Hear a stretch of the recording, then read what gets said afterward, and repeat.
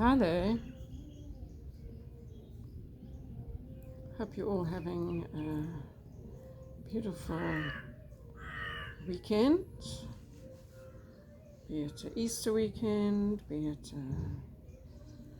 a regular weekend.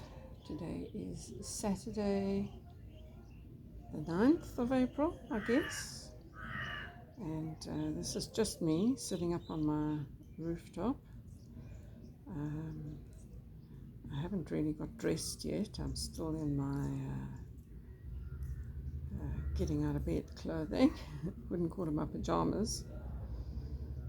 Been very, very hot here. One hardly wears anything to sleep in, just a light sheet to cover. And of course, a fan whizzing overhead.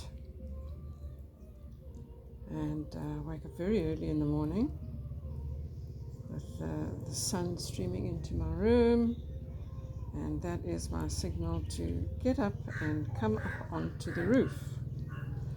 The roof is a relatively cool space, and I can sit here and have my coffee and knit and just listen to the sounds and look out at the clouds and the treetops and hear the crows crowing and the people next door with their early morning music gently wafting over, and get down to doing some knitting because the rest of the day it becomes a bit warm. So I have been eyeing out this Astria shawl by Amber O'Brien. I've been looking at some of the test knitting pictures, and it really grabbed my interest. So I bought it yesterday, and I thought, well, I'll just keep it until I am inspired to get started. Of course, I was inspired to get started immediately, but I first had to wind the yarn. So I did that. I don't have a Swift. I don't have one anywhere. Actually, I've never had a Swift. I do have a ball winder, but I don't find it very handy, and that's not with me right now. So I hand wind all my balls, and this is what they look like, and that works fine for me. You know, I do find the necessity for all these accoutrements and accessories to knitting a little bit superfluous, I must say.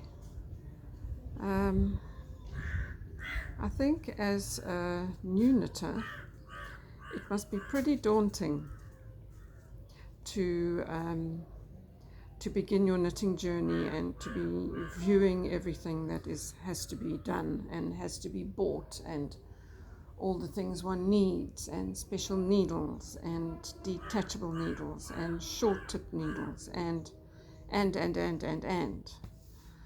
So this is not really a rant, but I've just, lately I do watch a lot of podcasts because I knit a lot, and I watch podcasts while I knit. And I have found that this is the case. The case is that one is encouraged to obtain the biggest and the best and the latest of everything. And actually that's not really necessary in my book. One can have, I do agree that, having good tools is very important, but there is a limit to what one needs to have. And these things are very expensive these days. You can't buy them all over in your own country. You have to order them online. You have to pay for postage. You have to pay for duty on top of the price of the goods. So Yeah, I've done without, this is all to say that I've done without a Swift for many a year. I've never ever owned a Swift. I use, most of my yarn is hand dyed, a lot of it by myself, and it all comes in skeins, and I have to unskein it. So that's my first job.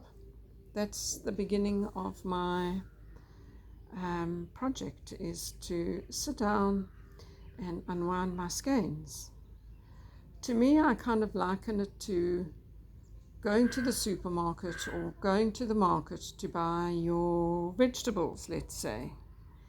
And you can either buy a fresh bunch of carrots with the tops on and in their natural state, or you can buy some diced, peeled carrots, or you can buy some carrots with the tops chopped off and wrapped in cellophane. I would always choose the natural carrot. To me, that's part of preparing the meal, is having the original source material in its natural form. So yeah, that's sort of my comparison. Maybe it's not a good one, but anyway. So all this to say that last night, because it was in the evening, when I suddenly decided, I just have to try this very interesting cast on, which is the Turkish cast on, which I've never done before. So I cast it on with a lovely video. There's a video that goes with this Astria shawl pattern by Amber O'Brien, and it's not at all difficult. It's just totally fascinating. And off I went, but I only watched the video. I wasn't looking at the written instructions. And then I soon realized that I was doing something wrong. So I looked at the written instructions, and I saw that in my enthusiasm to get started, I had missed out a vital part of the information. So I stopped and I frogged it back. I looked at it. It was a very nice piece. It was looking really good, and I decided to change my colors somewhat. And then I started it again. And after about 8 rounds, I'd now got the cast on off down pat. I realized I didn't like the colors, the way I'd put the colors. So I started it again. And then I just thought how similar the craft of knitting is to the pattern of our lives, and how we can make a comparison between our handicrafts, and we can find the way we work, our internal workings go, how we develop our patience, how forgiving we are to ourselves when we make a mistake, how we can avoid the frustration and the anger of having to frog back and I'm not going to do this and I can't do this, I won't do it now, and just taking it out, taking a look at the work, just admiring it, enjoying its construction, seeing where you went wrong, looking at both sides of it, and then taking it out and becoming better at it the next time you attempt it.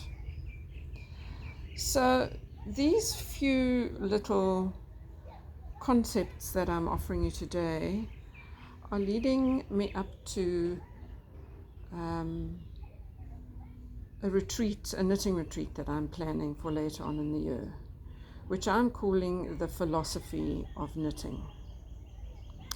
And that philosophy of knitting actually bleeds into our philosophy of life completely, how we approach our craft, how we approach our life, how we approach our inner workings. So I'm going to be using the craft of knitting in this instance, but this does apply to any craft. Sorry, I just had to switch off momentarily. So yes, I will be using knitting in this instance to take a little dive into ourselves, into our psyche, into our workings of how we approach our life. And it's going to be a very interesting exploration through our craft, through color, through quiet time, through sharing time, through storytelling. We will get closer to our craft and closer to ourselves, and probably get to learn a lot about our life and what makes us tick. So I'm sitting here in India in spring, which is actually very hot, knitting away and planning what will be probably a 2-day retreat in the Western Cape, which I am calling Not Only Grannies Knit, the Philosophy of Knitting. And I invite you to join me. I will be sending out more detailed information. But if you see this and you are at all interested, it is either going to be in July or in September, depending on when people can make it. But sometime in the winter or early spring, we are going to get together and we are going to have a fabulous time. I will be providing you with the materials. You'll have to bring nothing, just yourselves, an open mind, spirit of creativity, and the willingness to take a look at how you tick, what makes you tick, and hopefully you will go away with some fresh insights, some lovely creative inspiration, and the ability to approach your craft in a new way. So that is all I'm going to offer you for today while I'm up here. The crows are crowing their heads off, and there's now some other background sounds coming along. But as we know, that is unavoidable in India. So I look forward to sharing more with you about the upcoming knitting retreat. It could also include some other extra fun things like knitting at a beautiful wine estate, or spending a morning at a gorgeous natural hot spring. All sorts of lovely treats will be involved. So if any of this grabs you, let me know and come along. And basically, you don't have to bring anything. So thank you for listening to me. I hope it hasn't been too disturbing, but I just decided to grab this moment up here and tell you a bit more about what I'm planning. It sounds pretty vague, but plans develop, and actually I don't like to over-plan things too much. It gives space for life to happen, and lots will be happening. So take care, have a great time, and happy crafting, happy knitting. If you'd like to come along and be a crocheter, you're also most welcome to do that. Thanks a lot. I'm Sita from the Shawl Knitter Unplugged. Look forward to seeing you soon.